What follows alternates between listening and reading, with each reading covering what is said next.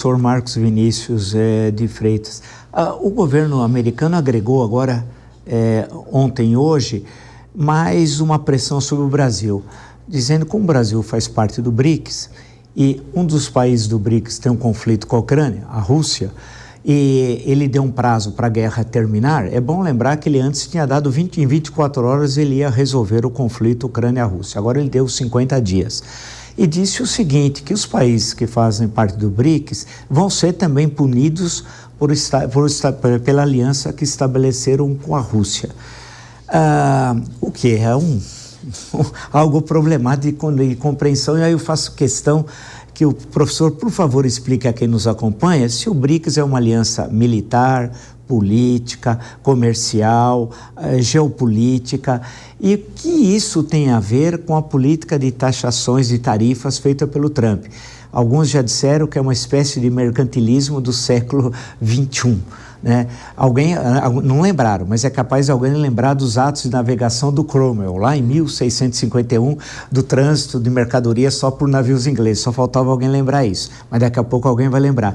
Eu coloco o seguinte para o senhor: como é que fica essa questão do BRICS? Quer dizer, agora fica uma confusão que vai dar 25 de março ao BRICS. Olha o universo de questões que são colocadas, né? Eu só queria fazer uma digressão. Sim. E aí eu já respondo. Veja, a questão do PIX, que é abordada, eu sempre comento uma coisa com os meus alunos, né? E aqui eu converso também. Vamos supor que você vai num bar aqui em São Paulo e o senhor me convida para jantar, né, professor Vila? Não, o senhor me convida para jantar. E aí o senhor paga. Quando o senhor pagou e usou o seu cartão de crédito, necessariamente a Visa ou a Mastercard está ganhando dinheiro com isso.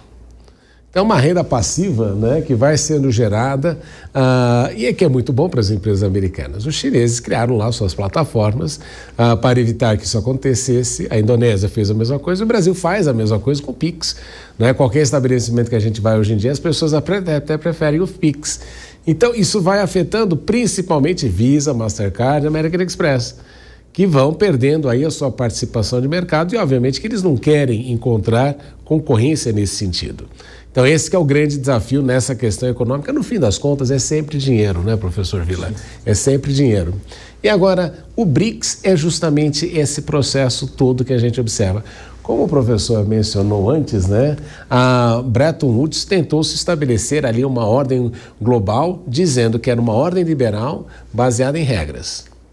Só que o que nós temos observado é que a ordem tem sido muito pouco liberal e muito pouco pautada por regras, por dois motivos. É só a gente notar que, por exemplo, vamos pensar na questão de ataque nuclear. Né? Existe todo um tratado ali da TNP dizendo que não se atacam instalações nucleares. Os Estados Unidos vão e atacam duas instalações nucleares.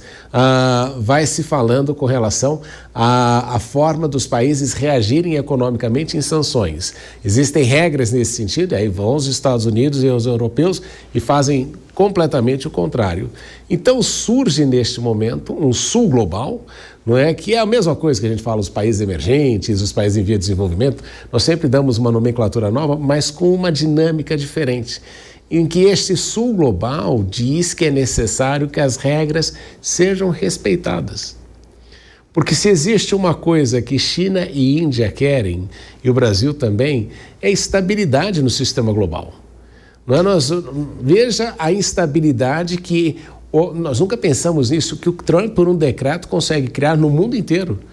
Na economia, afeta o câmbio, afeta um monte de coisa. Então, quando a gente fala de BRICS e não é que o BRICS quer aí suplantar a ordem global, inclusive o BRICS é multilateralista, é africano, é latino-americano, é euroasiático, mas o BRICS quer voltar à regra de que nós precisamos de estabilidade no sistema global para que os países efetivamente cresçam. O mundo precisa de estabilidade. Os chineses dizem que a gente precisa de 3 coisas para crescer economicamente: segurança, estabilidade e educação. Então, estabilidade é o fundamental, é isso que o BRICS vem apregoando. Claro que existirão ali problemas com um país ou outro, que é normal, porque se nós olharmos até para o histórico dos membros do G7, é muito pior do que dos países do BRICS. Podemos esquecer disso, né? É só lembrar que a Inglaterra, por exemplo, foi um Estado narcotraficante quando fez as 2 guerras do ópio. O professor Villa pode falar isso melhor do que qualquer um nesse processo. Então, porque a gente fica idealizando, não, as potências do bem, as potências do mal, e entramos nesse jogo até escatológico, que estamos chegando no fim do mundo nesse processo todo. Mas o fato é de que o BRICS tem essa característica de buscar regras comuns, né, voltar ao multilateralismo e ser, mais do que qualquer coisa, uma aliança de comércio global. Porque os chineses dizem assim, e aqui eu cito China sempre, porque os chineses falam assim, construa estrada e fique rico.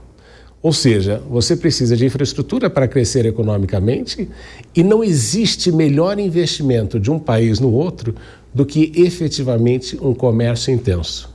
Se nós olharmos para aquilo que aconteceu de fenômeno na China, foi um modelo baseado em exportação que fez com que a China crescesse do jeito que ficou.